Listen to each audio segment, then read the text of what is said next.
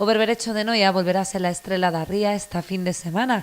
A Confraría e o Concello organizan por terceiro ano consecutivo a exaltación do bivalvo, un dos principais piares económicos da vila, do que dependen directamente máis de 1.200 familias. Unas jornadas que sirven para darle la promoción y la difusión adecuada a un producto de un alto valor culinario y de un alto valor gastronómico, y además un producto que tiene una trascendencia económica fundamental en una localidad como Noia y en las localidades del entorno de la ría de Muros Noia, en la cual pues más de 1.200 familias viven una parte de los meses del año vinculados a esa actividad. O cociñeiro convidado este ano é Paco Roncero, que tivo ocasión de acompañar os mariscadores nas tarefas de extracción e clasificado do berberecho en Testal. He podido estar con los mariscadores en tierra y después en el barco, bueno, ver un poco las diferencias que hay a la hora de recogerlo de unos y otro, pero bueno, hay que reconocer que es una labor dura y sacrificada, ¿no? Y bueno, pero al final ahí está.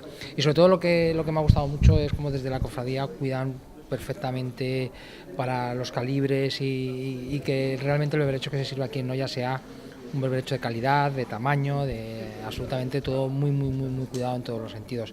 Y al final esto repercute en la calidad en el producto y repercute en el cliente final, que es el que lo va a consumir, ¿no?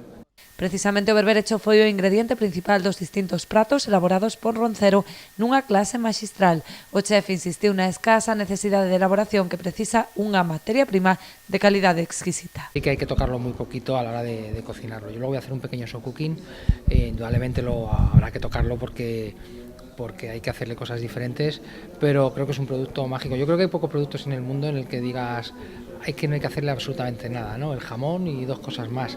Y creo que productos de esta calidad hay que tocarlos muy poquito a la hora de introducirlos en la cocina.